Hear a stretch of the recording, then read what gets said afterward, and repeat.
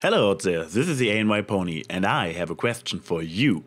Can Earth ponies do magic?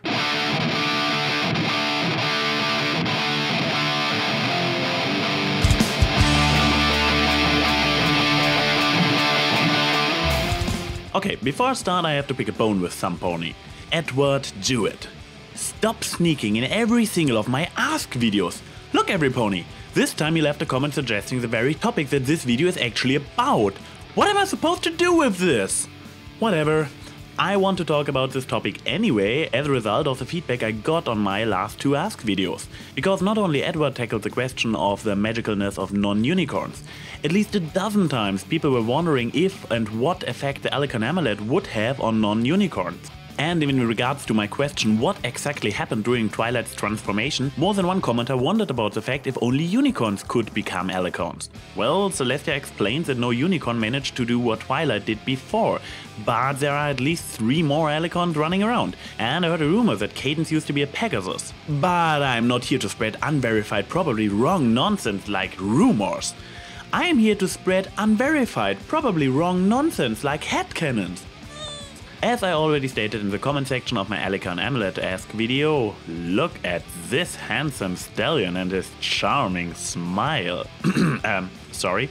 Well, I stated that I think of magic as a regular form of energy within the world of MLP, just like, for example, heat, electricity or kinetics. And as such, it is a natural part of every living being in Equestria.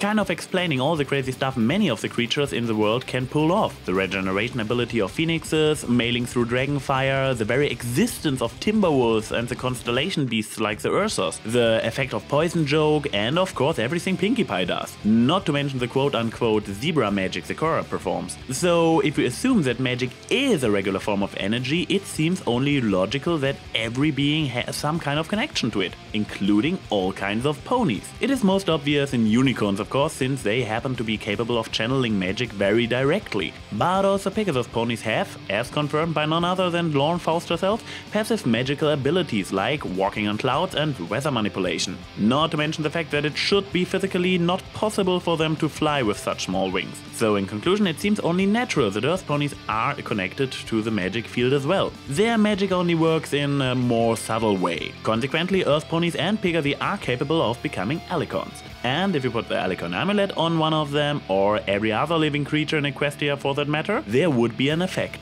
But this is only how I think of it. What are your thoughts on magic in Equestria? Is it present in every living thing? If so, how does it show? Or in other words, can Earth ponies do magic? Last time I wanted to know what the hey happened during the season finale, and you answered. Boy, did you answer. And as if 180 comments would not have been enough, Blue Star even managed to kind of bend my rules by posting a video reply. In about 7 minutes of solid and well done argumentation, he explains his interpretation of what happened and why she was not killed. But it is pretty well done, so I recommend checking it out. And from now on I will probably get a lot of video replies to my Ask videos. Oh well, works for me.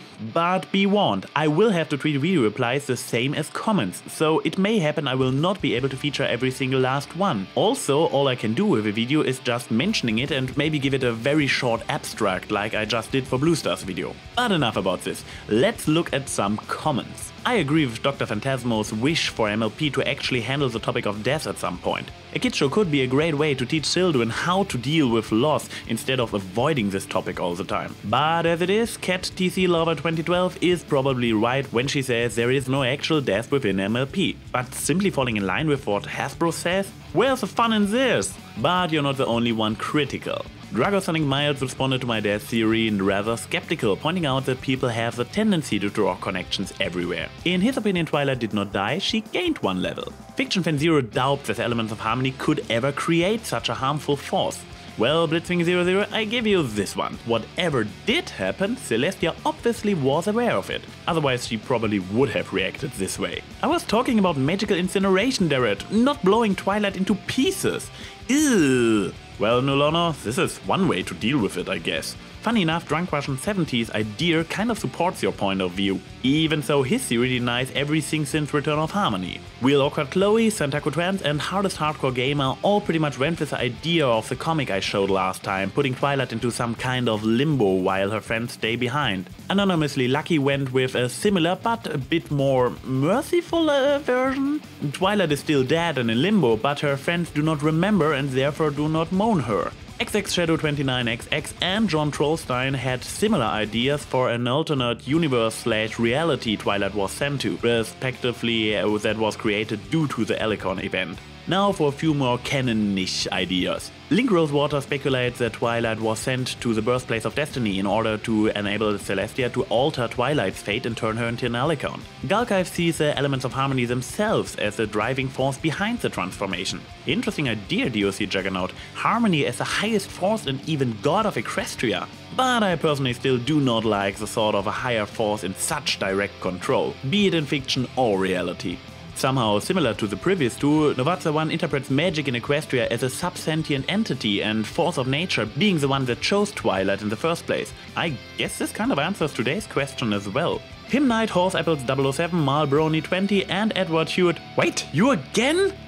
Anyways, those four all came to the conclusion that Twilight's body actually had to be renewed since the old form could not handle the new level of magical power she reached. Maxence and Klanivi both understood the eternal plane as purgatory Twilight has to overcome. Crocshow92 discovers a similarity between what happened to Twilight and to Gandalf in Lord of the Rings. Buckbrony pointed out that there are also similarities to Harry Potter's Between the Worlds seen in the last book. Dark Vengeance 100 experienced Twilight's ascent as a form of enlightenment, like in Buddhism. I like this bit of symbolism you discovered there at Stack Word 12, with Celestia leading Twilight into the opposite direction. Not really my headcanon, but a nice detail nonetheless. And now let's get a bit nuts, shall we? According to Jeff Persson, the Alicon Twilight thing only happened so Celestia could retake control over the elements of harmony. Cubase pulled the absolute classic, alien abduction. This actually kind of makes sense, John Phillips, and I'd totally like to hear this headcanon at some point. Well, apparently all ponies are soulless golems and Twilight was only turned into an Alicon to keep her quiet about it. At least that's what Horse Apples 007 says. Past Analysis also has a logical explanation for everything. The Alicons are all just robots replacing the princesses, while the real ones all chill out in the astral plane, being lazy. Another classic by Anonymous26. Twilight got replaced by her evil twin. Or the more MLP-ish version by Dipson Monkey by Chrysalis. Wait, what? Twilight is disintegrated every single time she teleports and replaced by a clone? Your idea surprised even me, Hellripper. To onomatopoeia? I like it. And finally the one theory I should have known would be brought up. DigiBrony, The Music Reborn and Michael Maddox all called Twilight Pony Jesus. Wow, this were quite a lot of ideas, some promoting Twilight's death, others denying it. In the end, I believe Cypher203 Scythe provided the perfect bottom line. Twilight is as dead as Schrödinger's cat. This is AnYPony saying see you soon.